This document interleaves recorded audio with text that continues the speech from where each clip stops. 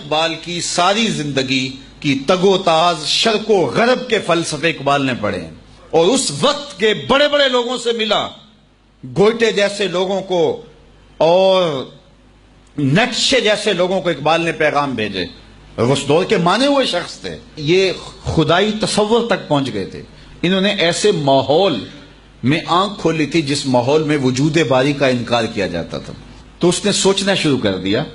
کہ سارے لوگ ایک وجود کا انکار کرتے ہیں، وہ کہیں موجود ہی نہ ہو۔ سوچ سوچ کے اس نے اپنی قوم میں کھڑے ہو کے علم بغاوت بلند کیا، کہا تم سارے جس کا انکار کرتے ہو میں اکیلا اس کا اقرار کرتا ہوں۔ پھر وہ توحید کے تصور پہ آ گیا اور ساری زندگی اللہ کو پانے کی تلاش میں رہا، لیکن اس نے حضور کا وسیلہ نہ لیا، اور ساری زندگی جو ہے وہ توحید کے آس پاس رہے، لیکن اس دائرے میں داخل نہ ہو سکا، اس لیے کہ اس نے حضور کے بغیر خدا تک پہنچنا چاہا۔ اقبال نے کہا ایک مقام پہ، کاش بودے در زمانے احمدے تا رسیدے بر سرودے سرمدے، کاش کہ وہ شیخ احمد مجدد الف ثانی کو مل لیتا اور وہ اس کو بازو سے پکڑ کے خدا کی دہلیز تک، مصطفیٰ کی دہلیز تک پہنچا دیتے، اور مصطفیٰ جان رحمت خدا کی چوکھٹ تک پہنچا دیتے۔ تو بغیر مصطفیٰ کے خدا تک پہنچنے کا تصور ہی نہیں ہے، بلکہ اقبال کہتا ہے کائنات کے وجود کا جواز ہی نہیں اگر حضور نہ ہو نہ یہ پھول تو بلبل کا ترنم بھی نہ ہو، چمنے دہر میں کلیوں کا تبسم بھی نہ ہو نہ یہ ساقی تو پھر میں بھی نہ ہو، خم بھی نہ ہو، بزم توحید بھی دنیا میں نہ ہو، تم بھی نہ ہو، خیمہ افلاک کا استادہ اسی نام سے ہے، نبض ہستی تب شامادہ اسی نام سے۔ کائنات کی نبض جو دھڑک رہی ہے وہ اس لیے کہ حضور کا نام موجود ہے، اور اگر حضور نہ ہو تو کائنات اندھیرا ہو جائے، اگر ان کی رحمت نہ ہو درمیاں میں ابھی آگ لگ جائے دونوں جہاں میں۔ تو یہ کائنات کا وجود ہی حضور کے قدموں کا صدقہ ہے۔ تو اقبال ساری زندگی شرق اور غرب کو پڑھا، سارے فلسفے دیکھے، بڑے بڑے مشاہیر کو ملے، اہل علم سے ملاقاتیں ہوئیں، جدید الوہیات کے اوپر اقبال نے پی ایچ ڈی کی ہے، یہ اتنے ادق مضمون پہ،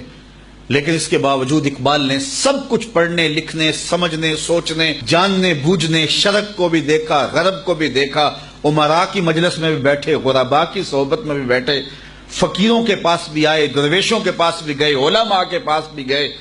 تنہائیوں میں بھی وقت گزارا اور راتیں جاگ جاگ کے بھی بسر کی، داتا حجویری کی چوکھٹ پہ بھی آتے رہے، حضرت خواجہ نظام الدین اولیاء کی چوکھٹ پہ دہلی بھی حاضر ہوئے، شیخ احمد مجدد الف ثانی کی چوکھٹ پہ بھی حاضر ہوئے۔ بہت کچھ خلاصہ کیا ہے، ایک کتاب اللہ سے ضبط قائم کرو، ایک رسول کریم سے وفا کے رشتے کو مستحکم کر لو۔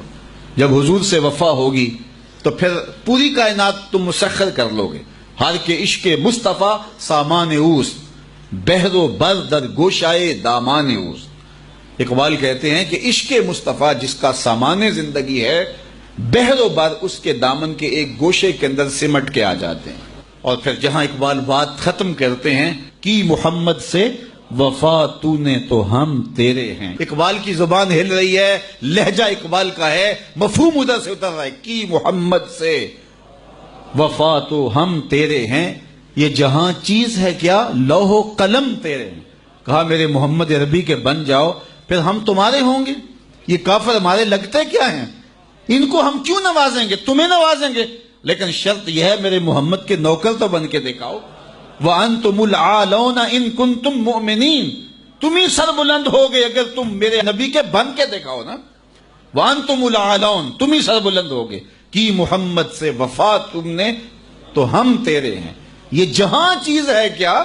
لوح و قلم تیرے، یہ دنیا کیا ہے، یہ جہاں کیا ہے، یہ حکومتیں کیا ہیں، یہ تخت و تاج کیا ہوتے ہیں، یہ بادشاہتیں کیا ہوتی ہیں، ہم قلم بھی تمہیں دے دیں گے، تختی بھی تمہیں پکڑا دیں گے، پھر جو لکھنا ہوا خود لکھ لینا، شرط ہے کہ وفا کا رشتہ رسول اللہ سے مستحکم ہو جائے۔